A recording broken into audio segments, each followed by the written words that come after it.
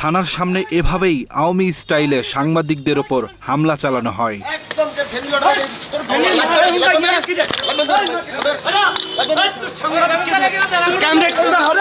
ঘটনার সূত্রপাত বুধবার বিকেলে চাঁদপুরের ফরিদগঞ্জ থানার ভারপ্রাপ্ত কর্মকর্তা শাহ আলমের বিরুদ্ধে ঘুষ নেওয়ার অভিযোগে মানববন্ধন করে ফেনীর নুসরাত জাহান রাফি হত্যা মামলার সাজানো আসামিদের পরিবার।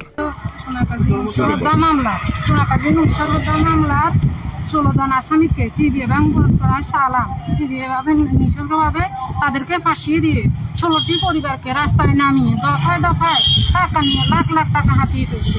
আমরা এখানে থানার সামনে দাঁড়াইছি, ব্যানার নিয়ে কিছু লোক নিয়ে আমাদেরকে নৃশংসভাবে কোনো কথা বলার সুযোগই দিন। 4-5 জন সন্ত্রাসী আমাদের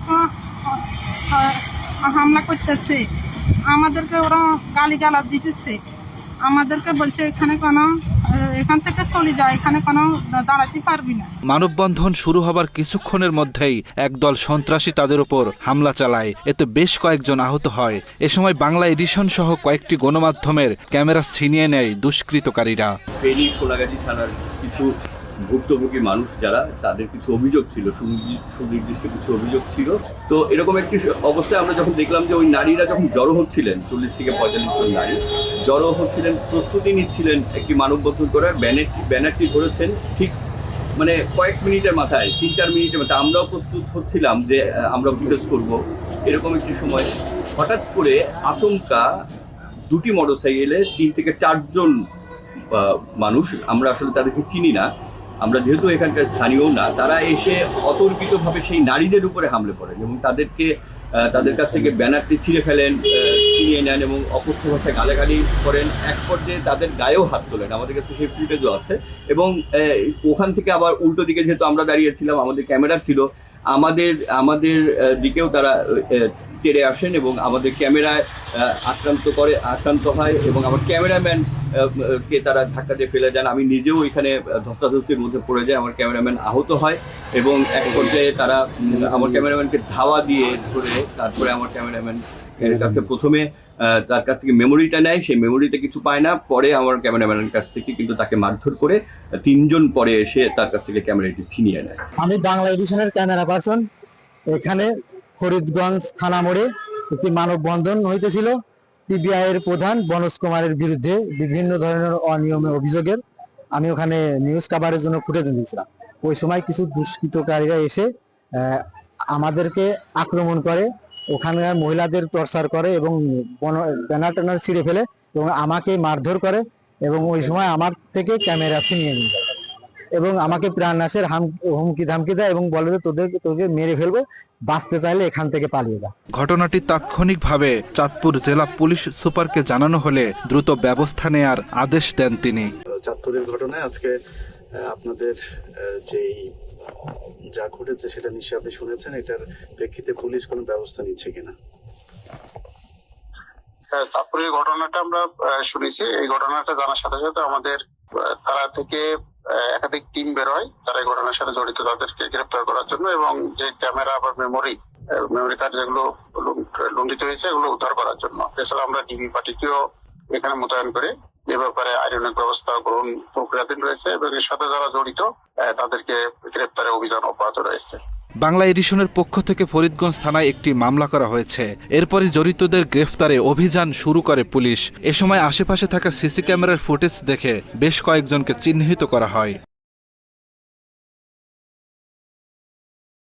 এদিকে চাঁদপুর জেলা বিএনপির সভাপতি শেখ ফরিদ আহমেদ মানিক বাংলা এডিশনকে জানান, ঘটনার সাথে বিএনপির কোনো নেতাকর্মী জড়িত থাকলে তাদের বিরুদ্ধে সাংগঠনিক ব্যবস্থা নেওয়া হবে। আমরা আসলে আপনার এই মেসেজটা আমরা পেয়েছি, নিউজটা পাওয়ার সাথে সাথে আমরা আমাদের একটা ইনভেস্টিগেশন কমিটি করেছি এবং তারা ইনভেস্টিগেশন করছে। অলরেডি একজনকে এর সাথে সম্পৃক্ততা পাওয়া গেছে, তাকে তার পদ থেকে স্থগিত করা হয়েছে, সে জেলার যুবদলের একজন সদস্য। বাকি যারা আছে তাদেরকে আমরা কালকের মধ্যে খুঁজে বের করে তাদের ব্যবস্থা নেব। আমাদের ভারপ্রাপ্ত চেয়ারম্যান মাননীয় তারেক রহমান সাহেবের একেবারে স্ট্রেট ফরওয়ার্ড আপনার নির্দেশনা। কোনো ধরনের কোনো অযৌক্তিক কেউ যদি কোনো কাজের সাথে লিপ্ত হয় তার বিরুদ্ধে কঠোর ব্যবস্থা নেওয়ার জন্য আমাদেরকে বলে দিয়েছে। আমরা সেভাবে ব্যবস্থা নিচ্ছি। আপনাকে এতটুকু আশ্বস্ত করতে পারি আমাদের চাঁদপুর জেলা বিএনপির পক্ষ থেকে। এবং আপনাকে ধন্যবাদ। আমাদের যদি কোনো ভুলভ্রান্তি হয় আপনি কৌশল দৃষ্টিতে দেখবেন। ঘটনার শুরু ফেনী জেলার সোনাগাজীর আলোচিত মাদ্রাসা ছাত্রী নুসরাত জাহান রাফির আত্মহত্যার মামলাকে কেন্দ্র করে। আত্মহত্যার ঘটনাকে হত্যা মামলায় রূপান্তর করে নিরীহ মানুষদের নির্যাতন ও হত্যা মামলায় ফাঁসানো হয়। এরপরই ওসি শাহ আলম পিবিআইয়ের সাবেক প্রধান বনজ কুমারের ভয় দেখিয়ে আদায় করে নেয় বিপুল পরিমাণ অর্থ।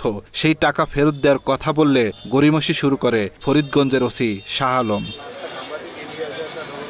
ওসির দেয়া আশ্বাসে টাকা না পেয়ে ভুক্তভোগী পরিবার ও স্থানীয়রা ফরিদগঞ্জ থানার সামনে শাহ আলম ও বনজ কুমারের গ্রেপ্তারের দাবিতে মানববন্ধন শুরু করে। এ সময় ওসি শাহ আলম সন্ত্রাসী বাহিনী দিয়ে হামলা চালিয়ে মানববন্ধন পণ্ড করে দেয়।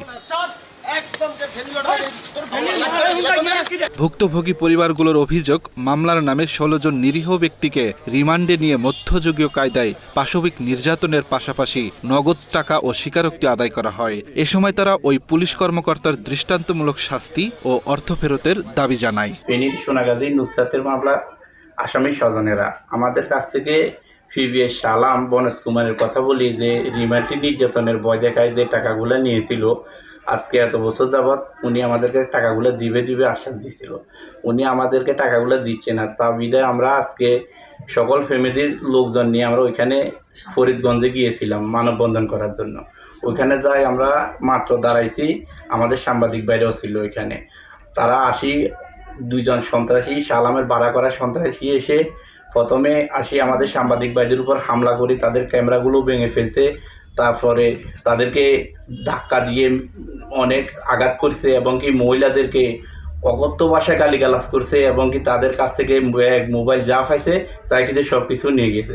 সিভিল ড্রেসে আঙ্গ ব্যানারটারে সিডি বিডি হালাতে আঙ্গর ধাক্কায় ঢুকায় মহিলাদের করে আমাদের হাতে একটা ব্যাগ ছিল, ব্যাগে 2টা বোনা ছিল, ফেনটা নিয়েছে আমাদের জোতা মোতা সিডি সব সার্কার করি হে ধাক্কায় মহিলা পূর্ণ তদন্ত করে দেখবেন। আমরা এই পিবিআই শাহ আলমের বনজ কুমার আমরা বিশ্বাস চাই, উন্নত তদন্ত চাই, কিন্তু এই লোকগুণ তাড়াতাড়ি করে গ্রেপ্তার করবেন। আজকে আমরা নিরুপায় হই আমরা ফরিদপুর মানববন্ধনে দাঁড়াইছি। দাঁড়াইবার পরে হের ফালত সন্ত্রাস দিয়ে আমাদেরকে মারধর করে মানে অসম্মানী করি, ব্যাগ মোবাইল টাকা পয়সা যা আছে সবগুলো নিয়ে গেছে, আমাদের ব্যানারটাই নিয়ে গেছে।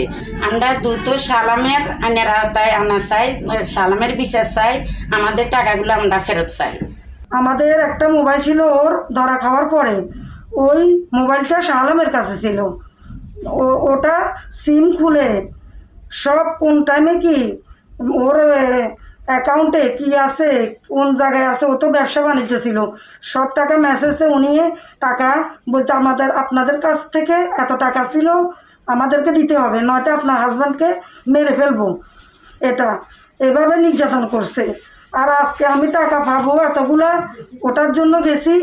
যাওয়ার পরে ওরা আমাদেরকে দাঁড়াইছে, টাকার কথা বলছি আর আমাদের উপরে হামলা চালাইছে। আমার একটা ভ্যানিটি ব্যাগ ছিল, ওটার মধ্যে টাকা ছিল, মোবাইল ছিল, সবগুলা নিয়ে গেছে। তবে এ বিষয়ে শাহ আলমের সাথে যোগাযোগ করলে অভিযোগ নিয়ে কোনো মন্তব্য না করে দ্রুত আসামিদের গ্রেপ্তারের আশ্বাস দেন তিনি।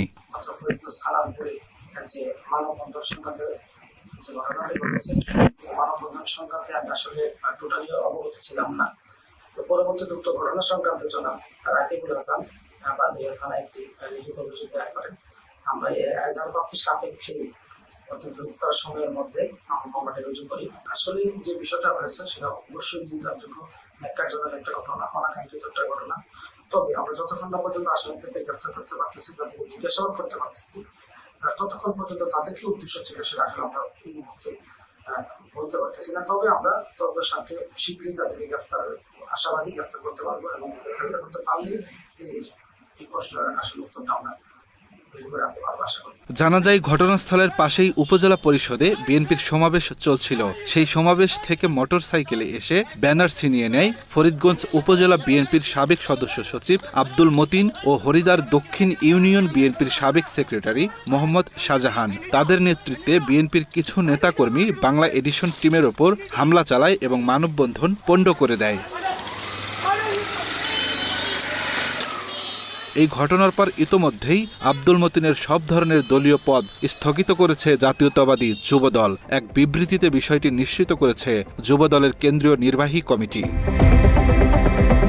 নতুন বাংলাদেশে পতিত আওয়ামী লীগের মতো কোনো রাজনৈতিক দলের কাছ থেকে এমন সন্ত্রাসী কর্মকাণ্ড দেখতে চায় না সাধারণ মানুষ। আব্দুল্লাহ শেখ, বাংলা এডিশন।